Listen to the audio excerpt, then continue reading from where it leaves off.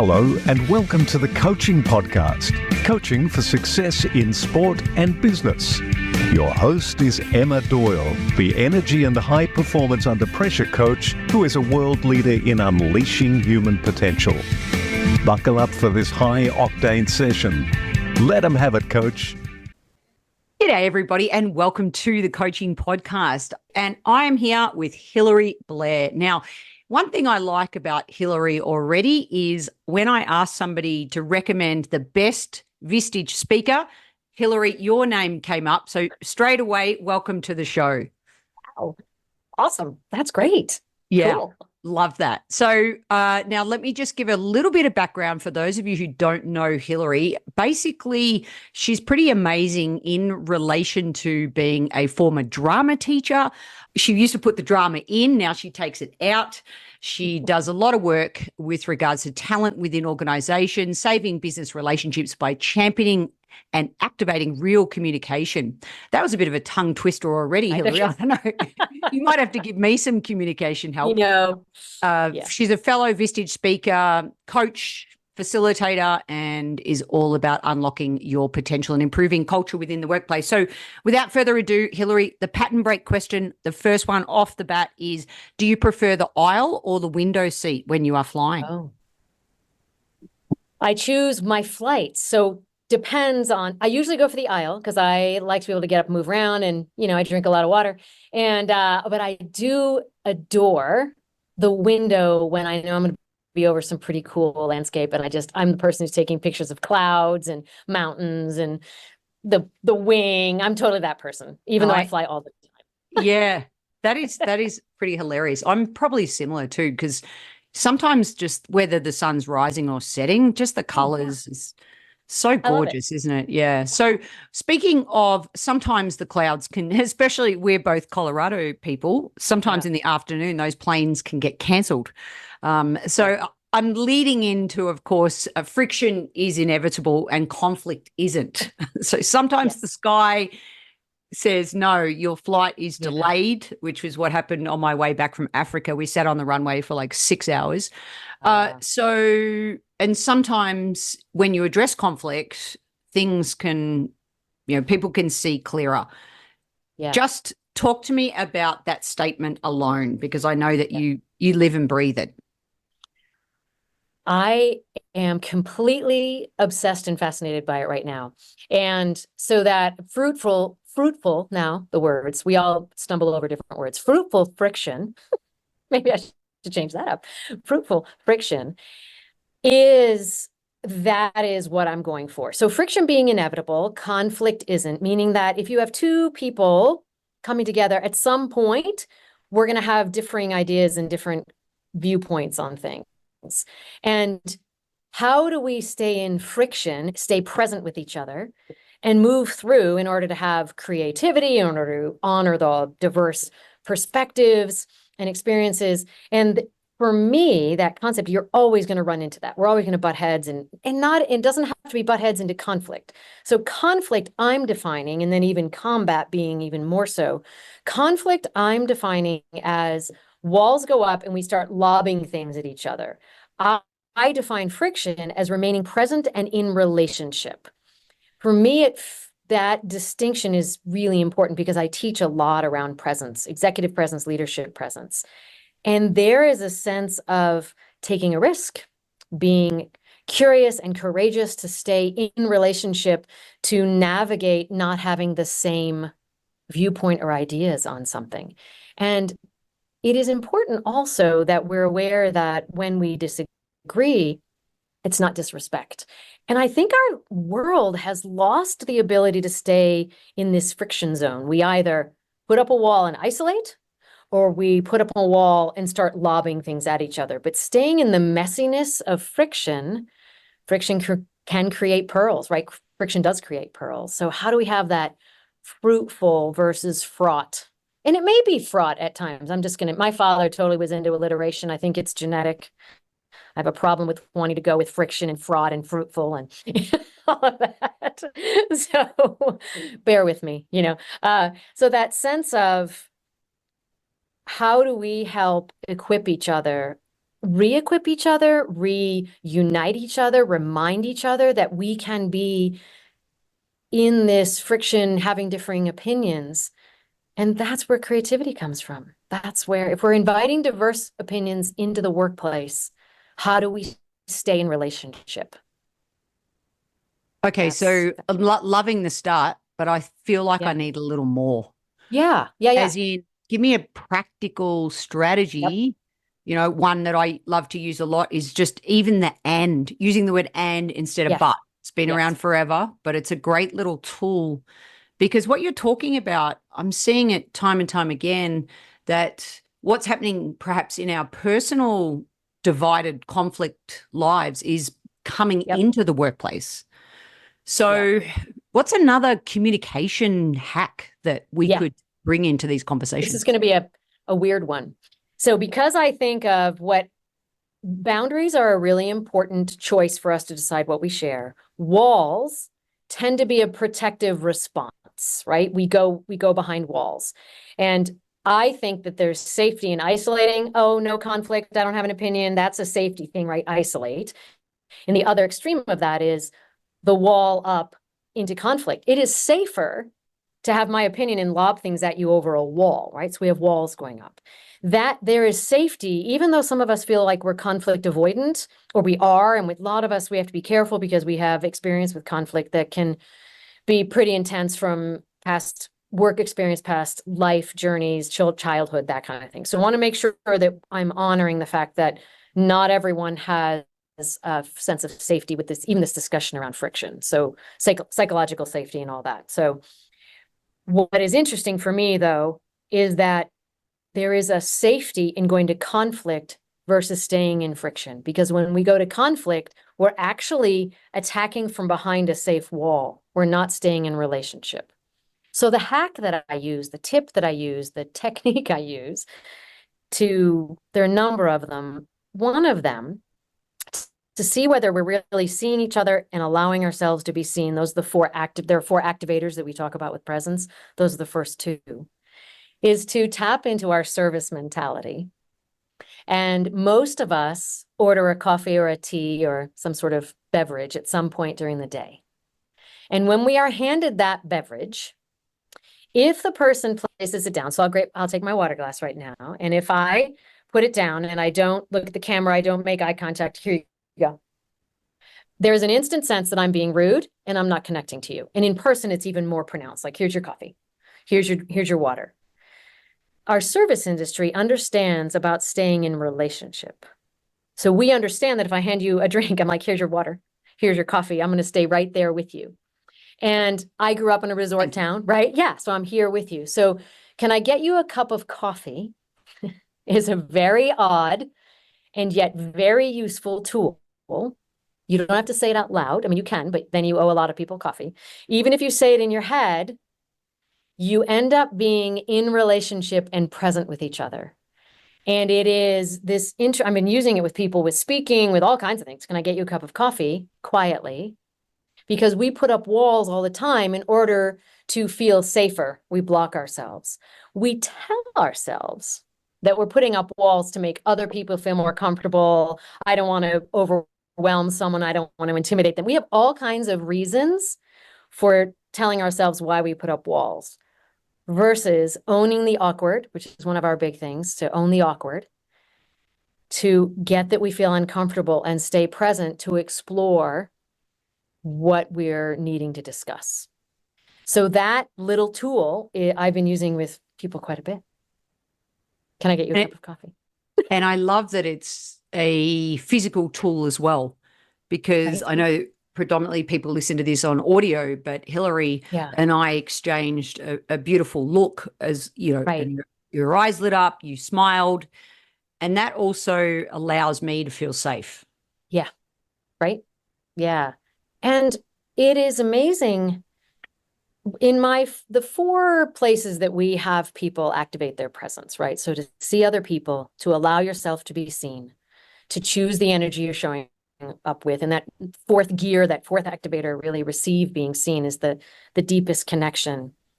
Most of us walk through the world either not seeing people, right? Just not seeing people, And then if we do see people, then the hard one is allowing ourselves to be seen. And we come up with, as I mentioned, all kinds of reasons for why we shouldn't allow that. And I know it's simply words and nothing is shifting except an energetic, but energy is huge. Energetic things are a big part of our life. And I'm an actor, so I've been serving food for a long time. I served food for many, many, many years. So that service industry idea, I can walk through a room and not be seen. I can walk through a room and have people drawn to seeing me. And that is an energetic shift. So to say that we don't know that is we might not have tapped into it or we're not aware of it. But I remember playing with that with, if I put on a waiter outfit, people are less likely to see me, right? Unless they need something. So there is that sense also. I want us to recognize, though, saying that I'm going to see someone and I'm going to allow them to see me is a very intentional, energetic shift that truly makes a difference. And it is awkward. It is awkward. The minute you say you're going to allow people to see you, you kind of check your hair. It's kind of like a bad Zoom thing where you're checking your hair, you're fixing, you're like, oh my gosh, what's going on? And that sense of working on presence is where friction came to be. It came from a client. And this is a story where I was working with a team on how they could work more effectively together. We had a sales team and we had a project management team, and they were not getting along at all. And it was a very high-end AI company, like they were really working on very intense things. And all of the people are highly trained. The project managers have multiple degrees. It's a really interesting collection of people. And they were full of conflict. So we worked through a lot of improv exercises, working on connecting. And the word friction came from one of them. And I totally credit him for coming up with that. He said at the end, I thought you were going to work on us getting along, but instead you worked on us getting comfortable with friction. So that comment from him sat with me. And I was like, yes. And it has just germinated and grown and really evolved into this whole idea. I'm like, yeah, that is what it is, because we hire people for their individuality. And then we work on getting conformity and groupthink. And it is completely in contrast to what we believe. And yet the corporate world, for one, in order to be efficient, tends to want to get people to fit as cogs in a wheel. They don't mean to. It's not what we're trying to do, but there's an efficiency in how do we work with all these different people. And even in smaller companies, we hire people for the differences, and then we've lost the tools in our society of dealing with, if I don't agree with you, and if there's a power and status dynamic, that messes it up. If I don't agree with you, it tends to be, we kind of go quickly over to, we're fighting, or we go quickly to, oh, it doesn't matter, I'm good. Yeah, we get along great. And my voice even changes for that, right? I use that voice that's cut off from being authentic or full me. There are different definitions of authentic. So friction is that delightful, messy place where I honor that you and I have different opinions. I stay present with you and uncomfortable usually, and we talk it out. A leader today said, I feel like we've lost the ability to agree to disagree, which sometimes becomes a phrase that we don't let it be as messy as it needs to be. Well, so much in what you just said. Pressure is a privilege, and feedback is a gift. Yeah. And you spoke a lot then about this executive leadership presence and this word presence. So let's go a little deeper into that space. And again, how my mind's going to, all right, Hilary, come on, give me another like tool to help remember our audience, coaches, sports and business, for them to be seen. What's one way they can improve their presence? And with coaches, I know we're doing both sides. Like, as a coach, how do I be more present, right? And as a coach, how do I help others be more present? And first, I think the first ground rule of working on presence is figuring out if it's worth it. Like, we have to realize that it matters. It is a squishy soft skill. And I purposefully embrace and love hanging on to the word soft skill or the phrase soft skill, because I think soft gets maligned as less than. It's as if, no, soft skills are hard. Let's call them hard skills. I go, why are we lessening the fact that being soft is really wonderful and powerful? I mean, it's the trees, right? They have a softness. Martial arts have a softness. My pillow, I'd like to have soft. There are baked goods I would like to have soft. So there are many times and so how do we understand and embrace the soft skills? And I think one of the reasons we want to, go the other direction is like, it's hard skill, is it's super hard to define soft skills and to prove that they matter. And without a hard definition, we kind of cast them aside because we're moving so fast. I need something that's tangible, I can nail down, right? It's like, how do we measure soft skills? And people are working on that. Fabulous people in our HR world and our training worlds are very good at figuring that out. And we thank them for that. And for those of us working in that coaching world, how do we embrace the flexibility and the messiness of what presence is? The power of it is that I'm in relationship. That's how we define presence, that I remain in relationship with you. And that is the first thing that when we get uncomfortable, that we abandon without realizing it. And that's the walls going up, right? We have to, as coaches, have boundaries for sure. And, my mind just jumped to another thing, which I'm going to write down. So I get that. I'm just going to write it down so that I have it there as a coach. Parking lot. So park it. Park that thought and don't lose it. There it is. All right, great. So that sense of being coaches with the boundaries is that boundaries are intentional and create a safe zone for myself. And I've decided what I'm going to share and what I'm not going to share. Walls tend to be a reflexive response to protecting ourselves.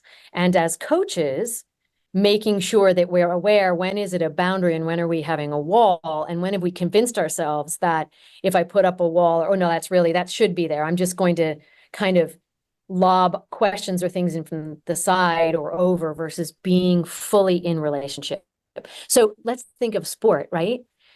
Because sport, right? You cannot play a game, right? Any of the games, tennis, let's just pull that one up, right? So, right, without being fully present, embodied in your body, on the court. And I don't care if you're playing virtually either, right? Even if I'm virtual and it's, it's on a computer, I still have to be fully present to what's going on and paying attention, right? And so that sense of being in relationship couldn't be better defined by being in sport, right?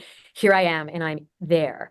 And that sense, and it goes back to the seeing and allowing yourself to be seen, when we're helping people understand that difference, it is the sense that all the benefits, we have greater retention, we have higher profits, we have a sense of shared message that is people understand where we're going and what we're doing. We can list off 20 to 30 business benefits of being a leader who is present. And that sense of that soft skill, yesterday we brainstormed a bunch of them, and I said, is anyone surprised that the quantity, the depth, and the quality of the impact of executive presence on your company? And everyone was like, yes, I have them do a gradation, like a little bit, medium, a ton. They were like, oh my gosh, right? It is odd. You think of all the hard skills that we can see that quick impact. Soft skill of being present, and then that sense of being present, if you're leading a team, if you're a coach, staying present with friction. Now, here's the tricky thing. If I were a coach, I'm a skeptic when I'm listening to anybody like me talk.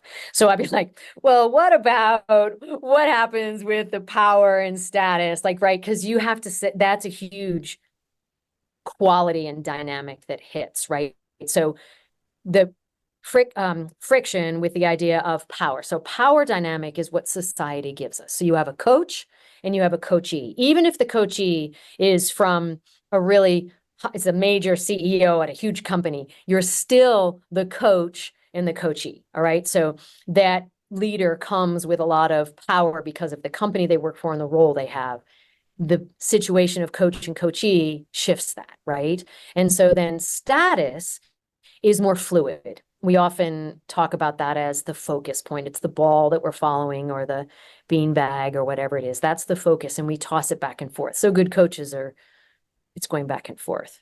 Those dynamics impact the balance of safety for allowing friction, right? So it's an interesting situation. How much so you do have to be careful about that. If you're coaching someone to have friction, it's different than as a coach allowing that friction in a conversation. Most coaches I know of the leadership style aren't as comfortable with friction as my drama coaches and sport coaches, who then are like, yes, we need to talk this out. We need to go there. The thing I noted down, Emma, was because you're an athlete and because you're, that I'm an artist, I feel like the two of us were raised and grew up and worked and orbited and still do in the land of feedback being a very public event. My director in a theater, doesn't take us each aside and give us each feedback privately, right? We don't have time for that. We're like, hey, where were you? You were late on that. What's happening? That scene's not working. Let's work on that, right? And there's a sense that we are getting feedback in order to make something better. There are always times, my HR friends out there, there are always times for private feedback. Always, right? There are certain things. But I think that we've lessened the leader's ability to hone their feedback skills by making it private, because great coaches, I was talking with a leader this morning, and he's a leader and he's also a coach, right? In a high school, he does. And I said, you don't realize that your ability to give feedback has been honed by being a coach, and you would not be a successful coach if you weren't good at giving feedback. And bringing that to the corporate world, I said, you are able to give constructive, whatever language we want to put on it, constructive feedback. Yesterday, I was talking with someone and they said, well, feedback, just make sure it's positive. And I said, all feedback is constructive, right? So that positive, negative, and Seth Godin, right? He put that thing out about praise in public. He has all these he loves to put the little short adages, right? And so I don't think we can live by all those. They all have more depth to them. But I know that my cortisol slightly spiked when I saw praise in public and criticize in private or whatever. And I feel like it's missing this moment.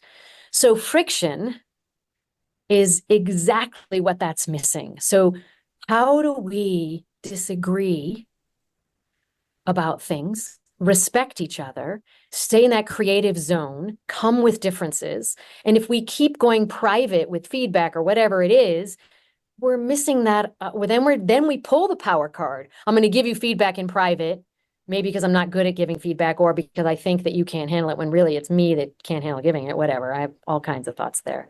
So that's my brain dump around friction, presence, and leadership. They're all connected.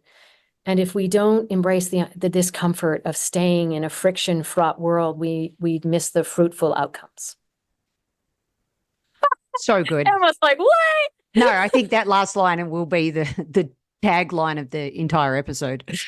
It's such a great topic, and you've touched on it already briefly, but I want to explore a little bit more your background as a drama teacher. Yeah. Because I think that's so impactful. All the lessons and the learnings similar that I had in my sporting background that has now, it helps us do our job better today. And so why do you think that is, and what can people learn from the drama world that they could take into their leadership or coaching world?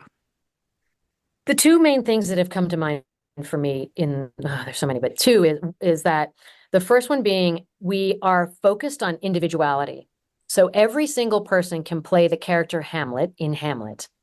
We have to say the same words. We have to basically enter and exit at the determined times. And yet our interpretation of that will be completely impacted by our individuality. In that sense of allowing that individuality and celebrating that individuality, it means that we want to go see different productions of things. We want to see what someone brings to that, even though they are saying the same words. And that individuality, we tend to miss that sometimes in the corporate world because we want it to come, we're seeing it needs to be the same way. And we're like, how do we allow that individuality? And it's the same in sports for me, right? It's like, how do you bring your individuality to what we saw that? I mean, the Olympics just to me are, I love watching them, and the Paralympics still going on right now. So I'm time zoning this thing, right? So both Olympics and it's just seeing such, the individuality and what someone brings and how they bring to the exact same situation. So that individuality is one. And the second is a discipline to an art. So that discipline of an art form is that repetition, that trying to get better and better at it, trying to figure out where my individuality shows up. How do I keep practicing and practicing and practicing to bring that real sense to anything that I'm committed to? So a discipline, which people don't always connect with artists. I mean, maybe with musicians, but I think sometimes with actors, we don't think about that discipline. And that's what I found. So those are, and then I'm back to the one that I mentioned near the beginning, embodiment, right? Being in our bodies. Yep.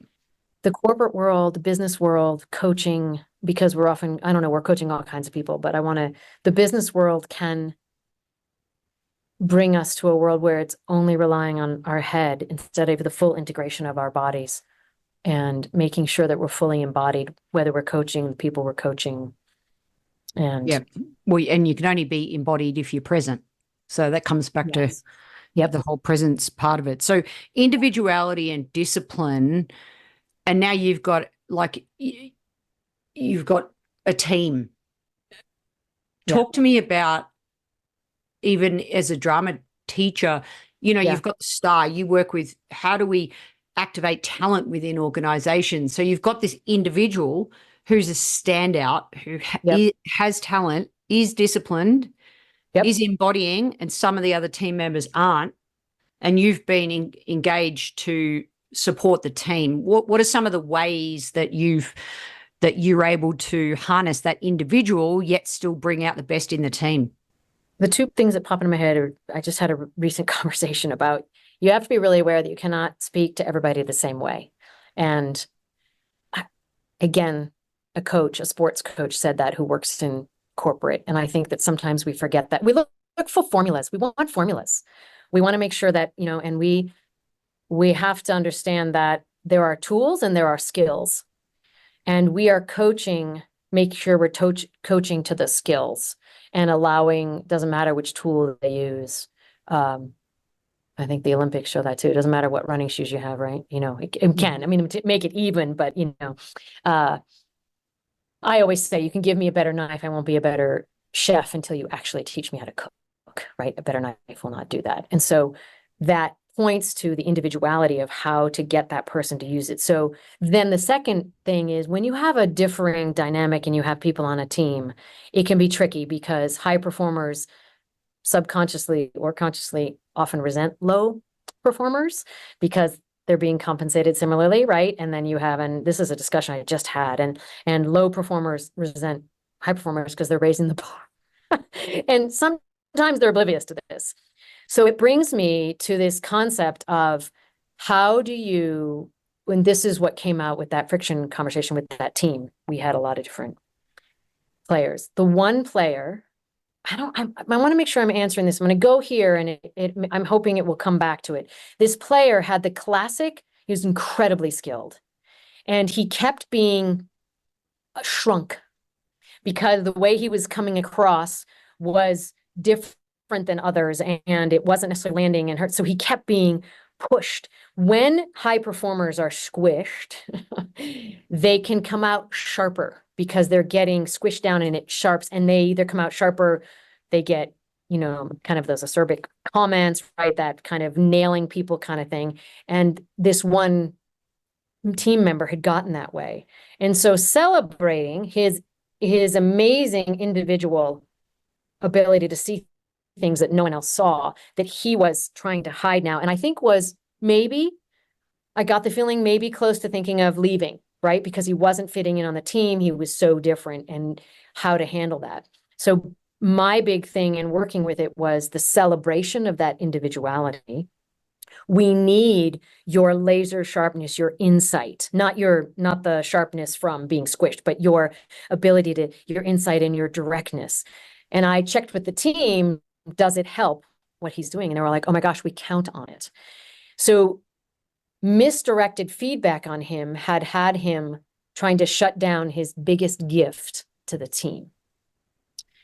So I think sometimes when we have standout performers and lower performers, we might not be allowing the superpowers to stand out in their individuality in a way that benefits everybody, and everybody might not know that. Even if you have someone on a team, there is, and maybe they're a lower performer or a different thing going on, there's some superpower they have. What happens when we miscritique, misfeedback a superpower, they tend to go to the shadow of their superpower and self-implode or go the wrong direction. So that's what this guy was doing, right? He'd gone to the dark side of his superpower. And I think that when we have a standout, so there are two things going on. It's hard to balance them, right? If we really do have a standout, are we trying to bring these people up, or do we celebrate them for who they are? Every member of a chess team, some people are pawns, right? We need all those different roles that are going on. The game of chess is not played with everyone being a queen, right? So how do we celebrate that individuality and have it be of value to the star player as well? And that's where that would be the next phase of work with that team that we were working with, is like, okay, how do we now celebrate the others? Love it. No, love it. Yeah. Okay. Love it, because it strengthening people's strengths is, sometimes we don't often go there. Right. It's easier to not do that. And in Australia, we have the tall poppy syndrome. The minute you show an individual superpower, you get cut down, as you know the expression. Yeah. So I love that. That's the way that you answered that with a story. Okay, so I have to ask you our holy grail question of coaching, which is, of course, based on my book, in 1 to a maximum of 3 words. Yes. What makes a great coach? My belief is that the 3 words, and I don't know if I can separate them, is have been there. Those are my 3 words. Please expand. So, yeah. I think coaches have to have been there to know how to coach people. I think that I used to say, Tiger Woods, I used to use this analogy. I don't think Tiger Woods is necessarily a great coach. This is past. Necessarily a great coach, because he was a natural and he just started playing golf and he could play golf. I don't know him at all, so I'm making up a story here. I think that he's probably a great coach now because he's gone through really hard times and had to figure out what he did and to come back.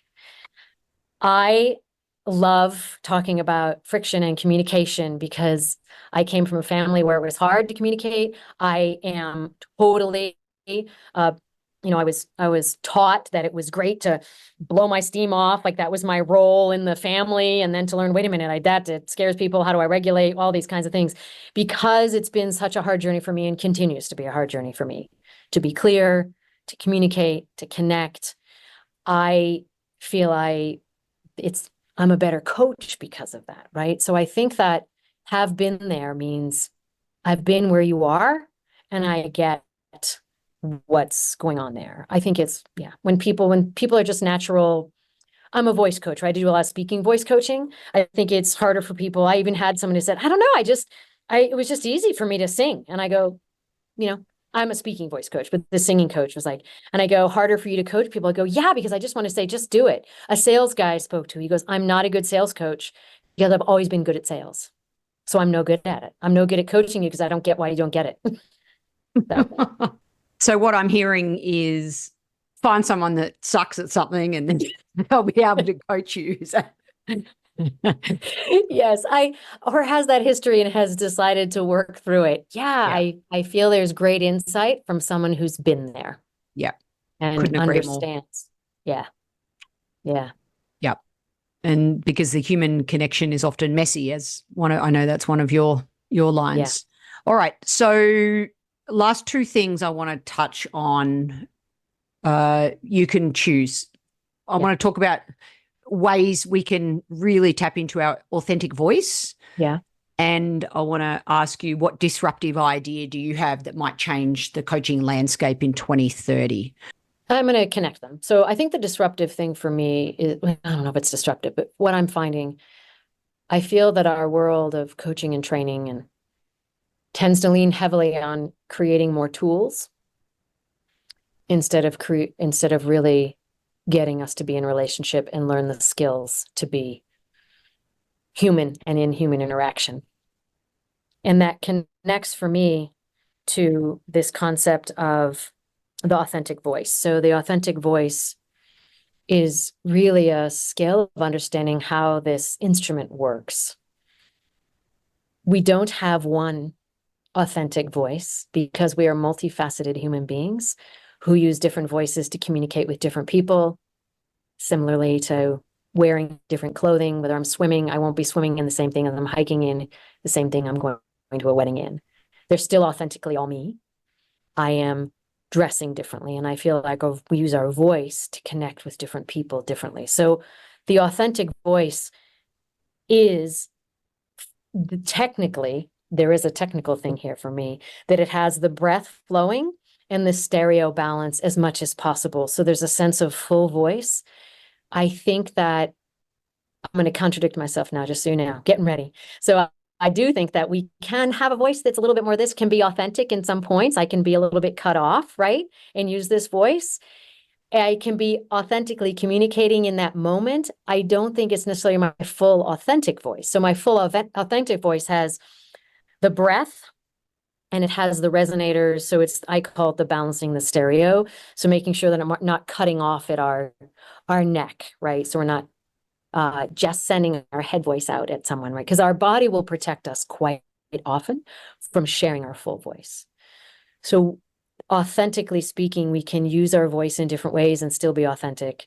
And there's a sense of bringing our whole self to our voice that does go back to that beginning thing, rocking our awkward, to use our full voice, sharing our breath, because it's breath from our lungs through our vocal folds gets shaped into sound and sharing it out as our voice. That process, the more seamless that is and the more connected that is and embodied it is, the more variations on our voice we have and the more authentically we can connect. The more breath we share, the more exposed we are, the more available we are. And that can be awkward. Confronting. Yeah. So what, I feel like I want to ask you a technical tool question. Yeah, sure. Can't help it. So what's one way that I could tap into that? Like, is it like, how do I tap into the depth of the breath to use my voice, even when I'm thinking through it? Yeah. I'm feeling more grounded. I'm speaking slower. Yeah. So Not those things, yeah, more slowly. Yeah. I have very fast articulators, which has helped me in my voiceover career. So yeah, that sense of speed, and when you get grounded breath, the vowels tend to take up more space. It really depends languages and dialects though. So do know that as well. So the one thing it's hard. I'm a voice coach. There's all these things, right? And they're all technical. The big one that I would suggest, you already know because you're an athlete, which is to make sure that you're focused on the exhale instead of the inhale.